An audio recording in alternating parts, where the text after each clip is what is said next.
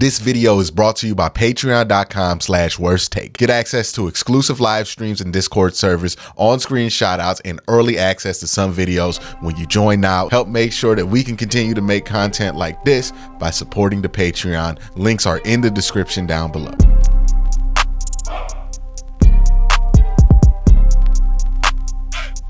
Real quick, I'm going to be live at 4:30 for Patreon and YouTube members exclusively. We will be doing a live film session of Zadarius Smith. So if that sounds interesting to you and you are not a member of the Patreon or a YouTube member, please join so you could check it out and hang out with us today. I'll be taking questions, all that in the third. But now back to the main video. So we do a lot of sleeping in the off season, right? And these Browns that I'm going to talk about today, in some cases, have been dismissed by a lack of confidence that fans have in these players' abilities to fill the role that they are currently slotted for. In other cases, I feel like some players on this team are slept on, not because somebody or a group of people specifically are down about this player, but because I feel like this player's potential impact has been greatly overshadowed by an excitement about other parts of the team. So that's what I'm going to talk about today. The Browns that you at home are sleeping on. Maybe you're not, don't take it too personal. But I want to get some honorable mentions out the way. First guy is DeAnthony Bell.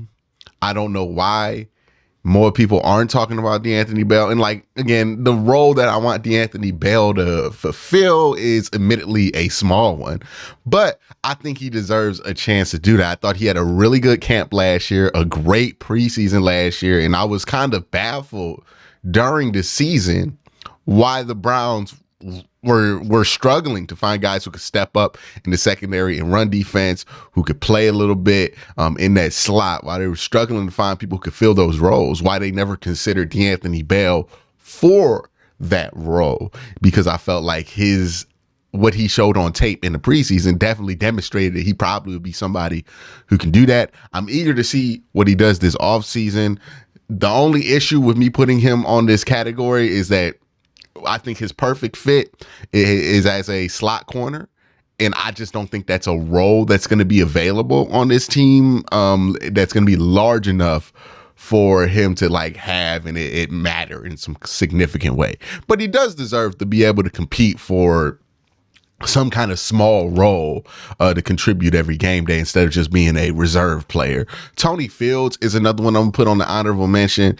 In almost every video I post about the Browns, especially about the Browns defense, there is somebody who is, concerned about the linebacking room and the linebacking depth in particular, as if the Browns don't have anybody decent behind the three guys that are coming back from injury, JOK, Taki, and Anthony Walker. And I'll have more to say about that later, but I think Tony Fields does get slept on because like I felt like he showed enough. Like he wasn't a perfect linebacker in the games that he played last year, but he definitely showed enough to warrant him getting an opportunity to be a backup.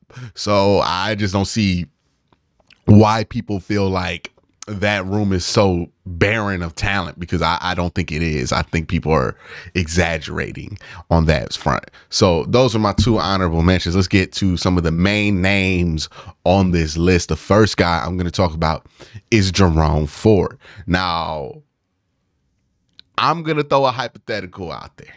Let me know how you answer. It'll make sense in a couple seconds. If the Browns had drafted Bijan Robinson or Jamar Gibbs, would we be wanting to sign Zeke or Dalvin Cook or Jared McKinnon to fill that role? I'm willing to bet nobody said, yeah, we would want Zeke if we had Bijan or Jamar Gibbs. Now, the question I know a lot of you are asking is, what does Bijan Robinson and Jamar Gibbs have to do with Jerome Ford? Like, what do they have in common? Well, these are all guys who were primary backs, and I would say Jamar Gibbs is probably like the least primary of all these guys. but they all average 6.1 yards per carry in college. Now, I'm not saying that Jerome Ford is a better running back or even a better prospect than Bijan or Jamar Gibbs. But what I am saying is Jerome Ford's not a scrub when it comes to his prospects for being a good running back in the NFL, because in some ways he's very comparable to some of these dudes who win the first round, especially like Jamar Gibbs. You can compare a lot there with Jerome Ford, and a lot of similarities there with him, because Jerome was just a better runner in college. And then you can compare some of what Bijan did at Texas to what Jerome Ford did at Cincinnati. So I say all of this to say, and more specifically to point out, there's a cycle that we tend to go through as Browns fans, where we draft a player, we get excited about a player, we start watching their college highlights, we get excited about those college highlights. Some of us get so excited about those highlights that we start to expect that player to be the dude he was in his fourth year of college and his first year in the NFL. And the expectations start to rise and rise and rise and rise and rise. And look, it's not the same, but it's a similar pattern with most guys that we do this with, right? Expectations start to rise, and then they get to a point to where they're just a little bit unrealistic, right? Some of us thought that Jerome Ford was going to get Kareem Hunt cut in the middle of the year, or that the Browns would just be willing to just trade Kareem Hunt off it before last year, and that's before he showed significant signs of a downturn. But they just wanted, they thought Jerome Ford was already ready for that, right? So we had these high expectations for Jerome Ford, or some of us had high expectations for Jerome Ford in year one. He did not meet those expectations. And what happens when somebody doesn't meet ridiculously high expectations? The same energy that was used to build up Jerome Ford and to hype him up and to give him these slightly unrealistic expectations is the same energy that turns right back against him to just like not like him anymore, right? Like, we use the same energy we use to build players up past the point of realistic expectations, and we use that energy to justify turning on them later. And if you don't believe that this is a thing, look what happened with Anthony Schwartz, 3rd round pick. People got excited about his 40. People started imagining in ways that Anthony Schwartz was going to help this team. And then when he did not evidently show that, then people turned on him. Same thing with Perion Winfrey. You can even argue the same thing happened with Jed Wills, right? We do this where if somebody doesn't immediately live up to our expectations, we turn on the player. And I think that's what happened with Jerome Ford. Jerome Ford did not immediately live up to expectations, partly because he just didn't get an opportunity to live up to expectations. But for whatever reason, he didn't live up to expectations. People were excited about him after the preseason. And then when you don't live up to those expectations, we kind of turn on you and act like it never happened, and then move on to the next guy who gets drafted. That's kind of what happened to Jerome Ford. I still feel like there's a lot to believe in with him. Those flashes that he showed in the preseason are still there, and we didn't see nearly enough of him in the regular season to make a determination, positive or negative, about him. And I think it's kind of ridiculous that some people are so nervous about the idea of Jerome Ford being the backup running back that they would rather bring in an over-the-hill Ezekiel Elliott and a Dalvin Cook that looks like he's close to being over the hill. Some of y'all even want to bring back Kareem Hunt when y'all saw that he was over the hill last year. So Jerome Ford, I think he's been thoroughly slept on. This is a combination selection. I have Anthony Walker down here as somebody who slept on, but I'm really also talking about Jason Tarver. Let's start with Anthony Walker. Anthony Walker, really good in every snap he's taken in Cleveland Browns uniform, and everyone who complains about the linebacker room or how much little we don't have there acts like Anthony Walker doesn't exist sometimes. Not everybody, but a lot of people do. All right. And Jason Tarver. Now, if you don't know Jason Tarver is the linebackers coach for the Cleveland Browns. He's been the linebacker coach for the last 3 years. And I would argue he's done more with less than some of the coaches on this same staff that get a ton of praise, like Bill Callahan, right? And not to say that Bill Callahan doesn't deserve the praise. He's a really good coach. Jason Tarver also deserves some of that same praise. If you look at what he's done and really like made decent rooms out of when he didn't have any business making decent rooms out of. And if you don't believe me, I do have receipts. 2020, the Browns got much more out of a ragtag group. And I'm not joking when I call this a ragtag group, because they were literally led by BJ Goodson and Malcolm Smith. They were still a decent linebacking room. They weren't the best linebacking room in the NFL, but they were pretty good for a room that's starting BJ Goodson and Malcolm Smith, both who aren't in the league anymore. All right. 2021, JOK had a really impressive rookie year. A-Walk looked as good as he's ever looked in his career here. And then Taki was developing well under Tarver. And then we flipped to this year, the 1 year where the linebacking play wasn't as good as you would want it to be. But then you look at the circumstances when you have, not exaggerating, some of the worst defensive line play that we've seen in the last 20 years happening. And that definitely affects your linebackers' ability to do their job. Imagine if this were the offensive side of the ball and the Browns had some of the worst offensive line play that we saw in 20 years. Are we really going to be judging the running backs for not having great numbers during that year? Right? That's kind of the same thing that happens to linebackers. D tackles are kind of the old linemen for the linebackers on that side of the ball. They had nobody there last year who could do their job. And let's keep in mind, like 6 of these linebackers got hurt during the year. I believe 3 or 4 of them were hurt for the rest of the year when they got hurt, and he still got decent linebacking play. At the end of the year, we were down to like Willie Harvey, Jordan Kuzniak, and Reggie Ragland, who he just signed off the street. And the linebacking play was fine. Traded for like Deion Jones in the middle of the season. It was still fine. Last 3 years, there have been 2 things about the Browns defense we really haven't had to worry about that much. Myles Garrett and linebackers. I think Jason Tarver deserves the benefit of the doubt.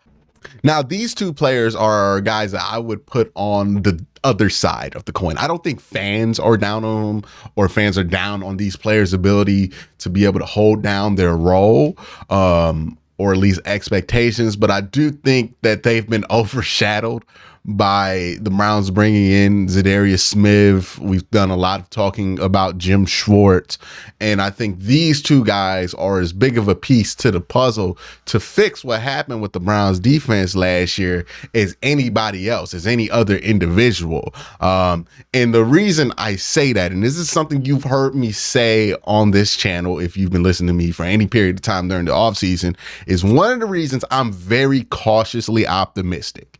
Like, optimistic, but emphasis on cautiously about this defense is because how awful they were last year. And they weren't just awful last year because Joe Woods was calling the wrong plays and they were executing the wrong plays perfectly.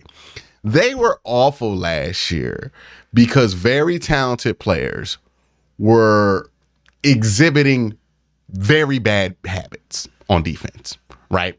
And what do I mean by bad habits? How often did we see players decide to take plays into their own hands, decide that they're just going to try to fix everything, to decide that they're going to be the one that makes the play here, right?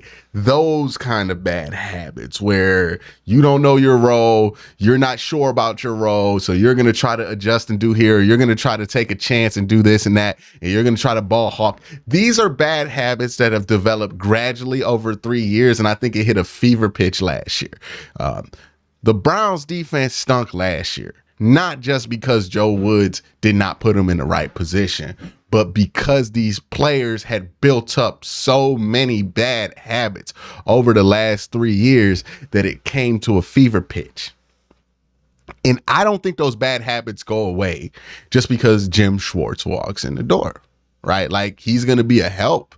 He's definitely somebody who can fix some of these bad habits, but they're not just going to disappear. And I know people point to, hey, other teams have went from bad defenses to really good defenses before. And sure, that's technically correct. But those other teams were also having massive in and out fluxes on their defenses when it comes to the core players. The Browns' core players this year are the same core players at most part. You can add Zadarius Smith into that, maybe Dalvin Tomlinson, but the core players, the highest paid players, are still the same guys, right? It's still Denzel Ward. It's still Myles Garrett. Greg Newsome, he's still like the first round draft pick. JOK, Grant Del. Like, we're relying on some of these same guys who have built up some of these bad habits. So the idea that those bad habits aren't going to take any more than an offseason to get rid of, I think is a little bit blind to the reality of where the Browns defense was last year. It's not just going to go away like that. But what also is important is, where are those bad habits happening? Because bad habits happening on the defensive line, it stinks. It'll get you gashed every once in a while, but it's not going to kill you. Bad habits happening at linebacker, it stinks. It's going to get you gashed. It's going to give up a first down every once in a while, but it's not going to kill you. Even at corner, it can kill you sometimes with these bad habits, but it's not going to destroy the defense. Where bad habits, and we saw this last year, can destroy the defense is at safety. That's where you can't afford to have bad habits. It's not a mistake John Johnson's not on the team right now. Like, that's where you can't have bad habits. And it's also not a mistake that that's the one position the Browns were like, hey, we need to make sure that we flush that out and get some veterans in there. And that's why they got rid of Ronnie Harrison and John Johnson and brought in Ronnie McLeod and Ron Thornhill. Now, Ron Thornhill helps in two ways. One, he's not a risk-taking safety. He's been on a Super Bowl team, and he's a true free safety. Ronnie McLeod's a veteran in his defense. He knows his defense well. He's Jim Schwartz's right-hand man in the locker room, on the field. That's why they're here. They're also here because they're not going to have the same bad habits, right, as the rest of the team. And not having people who have the unlearned bad habits at safety is massive. Like, it makes it so that, yeah, you're going to get gashed because maybe a D tackle decides that he wants to go upfield and makes a bad choice or something like that. That'll happen. But you're not going to give up massive plays because your safety's making bad choices. That's why Juan Thornhill and Ronnie McLeod are important, because the bad habits that this team picked up over the last 3 years are not going to go away overnight. But these two dudes back there, they don't have those bad habits. You can now, with these two dudes, move Grant Delpit closer to the line of scrimmage. The closer to the line of scrimmage those bad habits are, the less likely they are to result in catastrophic defensive meltdown. The Browns had the opposite of this problem last year, and we saw what it turned into. This year, hopefully, that's going to lead to a huge improvement.